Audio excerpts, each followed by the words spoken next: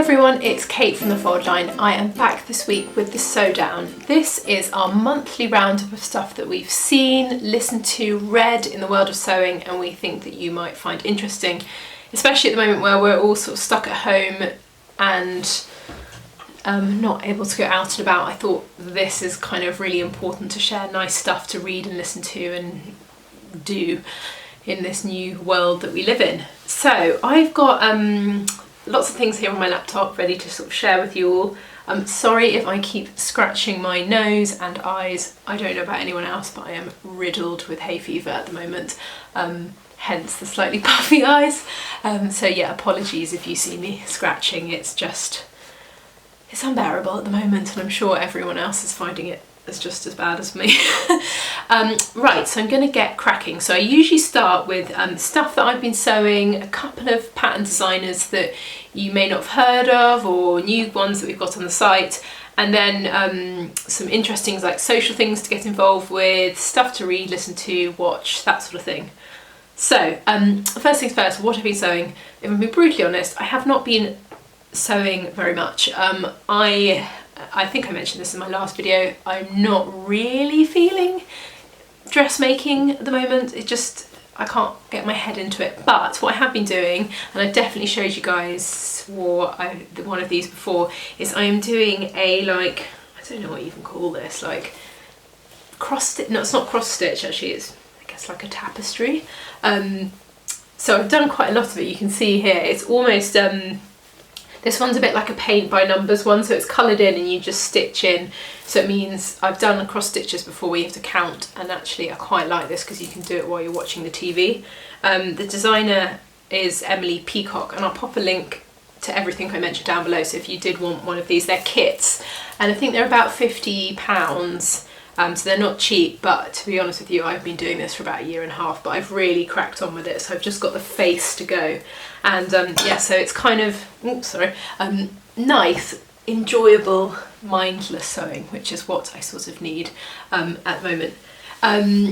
So in terms of designers, we've got a couple of cool things. So the first designer I've got to talk to you about is the Avid Seamstress, who we now are selling her PDFs on the site. We do have a limited stock of her paper patterns because at the moment our warehouse can't accept any deliveries, so we're kind of beholden to what is there. But we do have copy shops, so if you loved one of these patterns, we could do copy shop printing for you still.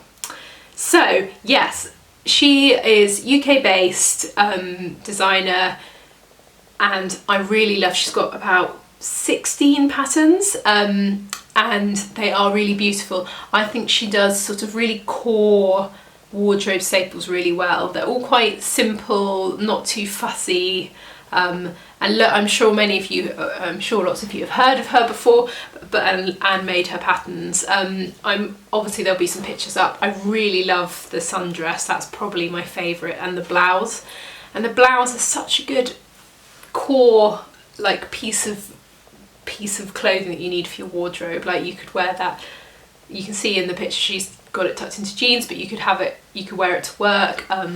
I think that pattern particularly is really good, and if you haven't made a shirt before, this is a really nice foray into shirt making, because the grandad collar, which is similar actually to the shape I'm wearing at the moment, is much easier to put in. So yeah, she's definitely, go and have a look at her. So we've got her on the site, which is really exciting. The other designer I want to talk about is Amy Nicole. She's a US based designer. She's got about 5 patterns. She's a sewing blogger as well. She makes a lot of clothes, and she recently released the Nita trousers, which is her latest pattern. I spoke about them in another video, but I thought I'd sort of flag her up as a designer that's definitely worth going and having a look at. So yeah, 5 patterns, quite simple, but really nice, young, fun sort of designs, and I think, yeah, you guys would like them. Especially if you're looking for a pair of summer trousers, the Nita trousers look really fab, so I would highly recommend that. So sort of moving on from that, in terms of making stuff, and I know a lot of people haven't really got a huge amount of headspace for dressmaking, or some people were really into it, but for the people who don't, I've got a couple of things that might sort of there's sort of other projects that might sort of kickstart your sojo again. So Tilly and the Buttons did a really great blog post with 6 things, 6 free sewing projects to make. One of them is an ironing board cover, which, looking at my ironing board, which is just there, I actually need to do.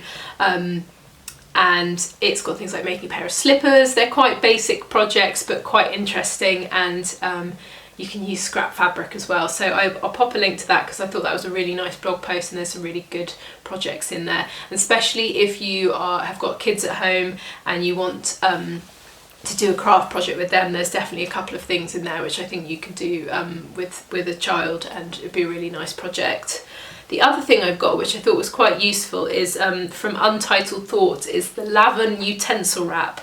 So it's a free sewing pattern, and I'll pop a link to this as well. But it's basically a very simple little wrap that you can use to store lots of different things. So depending on what you do, if you're a knitter, if you sew, or it could be anything, even if you've got like, you know, you want to organise your DIY tools, I think you could do a variation on this. It's perfect for using up leftover fabric. It's great for beginners, and again, this could be a really nice project to do with a child if you are climbing up the walls like most of my friends are with children. So yeah, I hope those 2 might be useful. So in terms of, so there's sort of making stuff, things that are going on in the world of sewing. Obviously at the moment everything is virtual. I've got a few virtual things to get involved with if you're feeling a bit lonely and you want to kind of, you know, have some interaction. Fibre Mood, who are they produce a sewing pattern magazine, and we have their pattern, we have them on the site as well. They are doing every Friday from 2 till 4 a basically online social sew along on a YouTube channel. It's not essential that you turn up from 2 till 4. You can watch it later if you wanted to, but the idea that you're all sitting around there doing something together is really nice. And I'm finding adding a bit of structure to my life at the moment is quite nice, having time slots to do stuff. So this could be a really nice way to, if you wanted to be like, right, from 2 till 4 on Fridays, I'm sewing, doing this. So I thought that might be quite nice to get involved with if you're looking for something. Next up on these sort of online-y stuff, we've got a nice community challenge.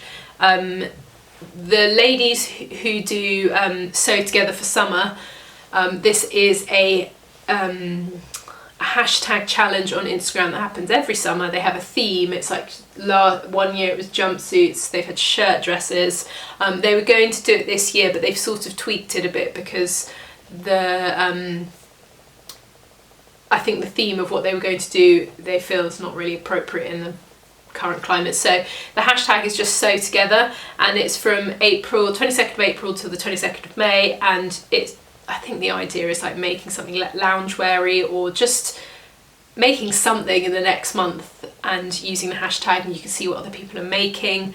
We have also offering a discount on sewing patterns, so if you want to get involved, we're offering 10% off all sewing patterns on the site for the whole time using the code Sew Together. So yeah, I thought that was quite nice.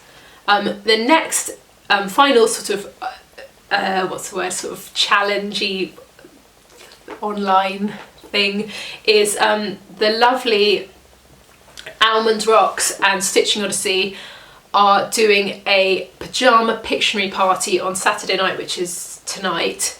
And the idea is that they're having a live party on YouTube. There'll be Pictionary, and they're doing questions and answers as well. So that would be really fun if you're thinking that well, let's be honest, you haven't got any plans for this evening, do you? Apart from potentially a Zoom call or a house party call with some friends, but this might be really fun to get involved with, so I thought I'd share that.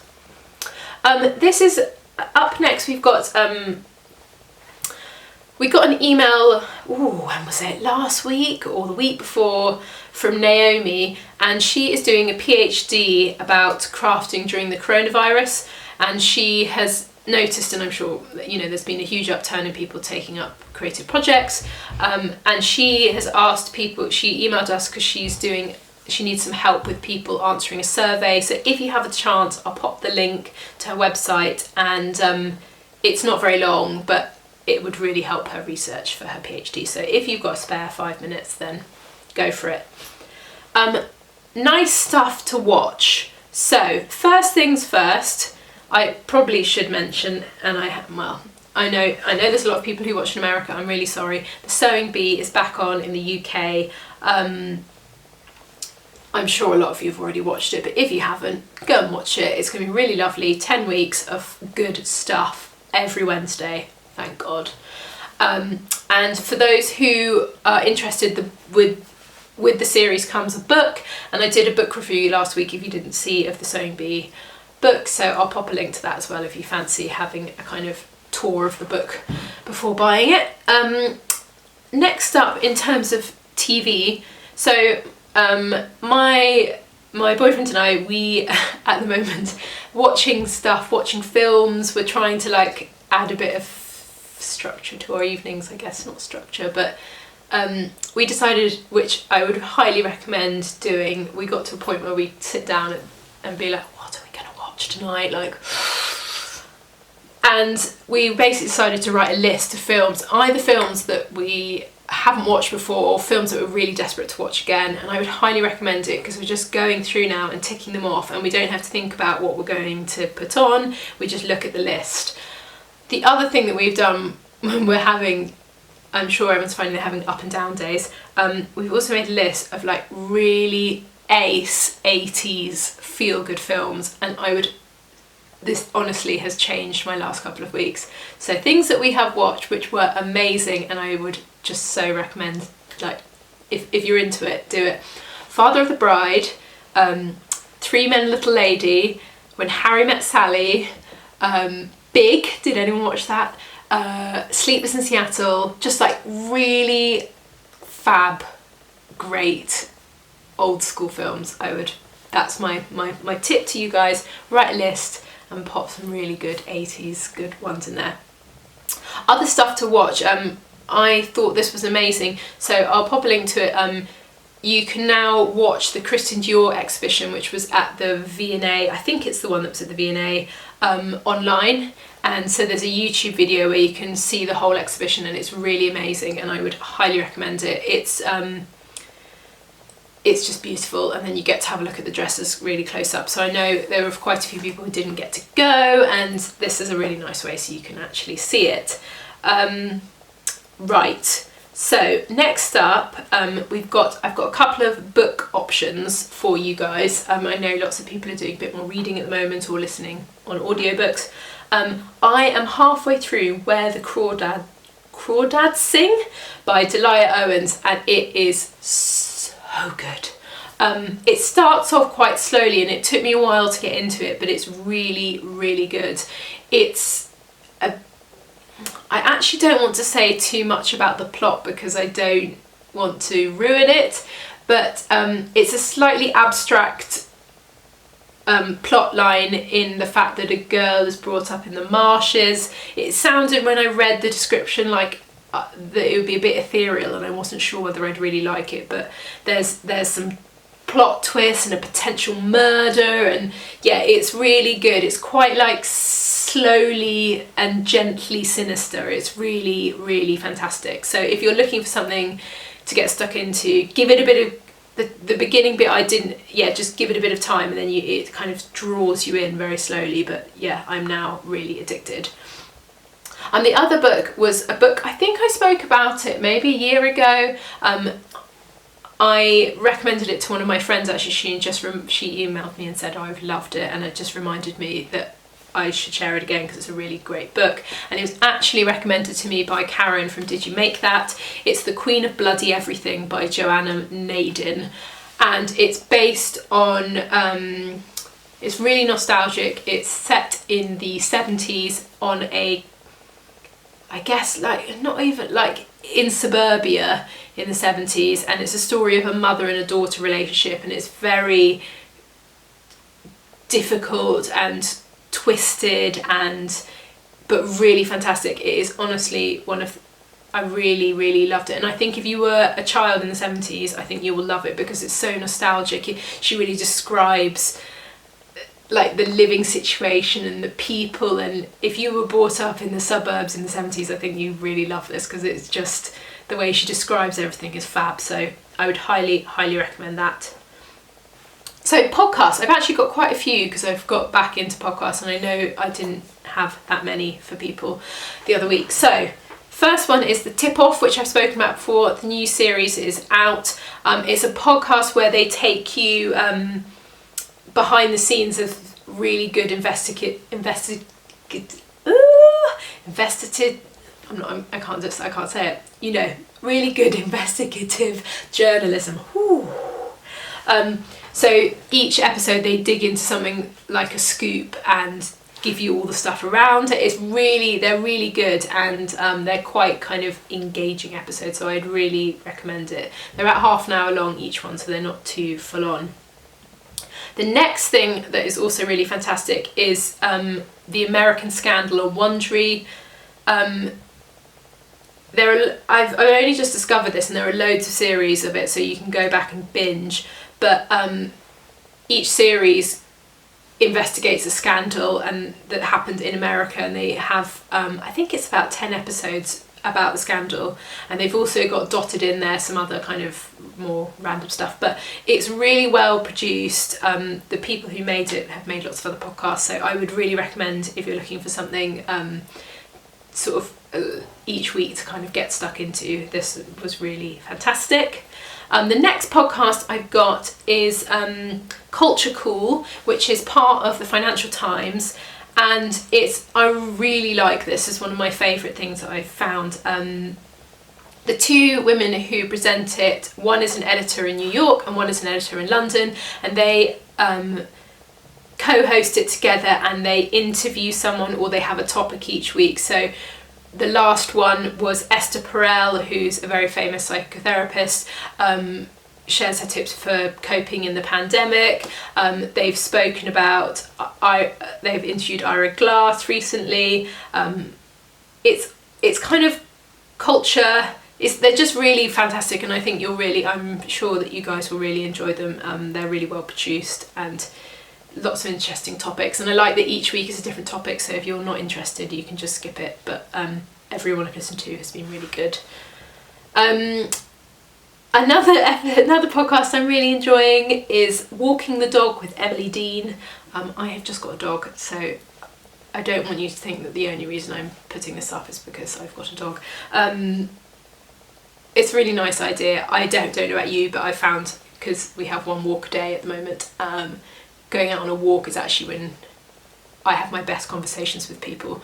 So the premise is that Emily Dean, who hosts it, takes out a different person for a dog walk and talk about life, and they're really nice and interesting, and they're usually pretty funny, and she's got a really fantastic range of people on there, so really well-known people. They're just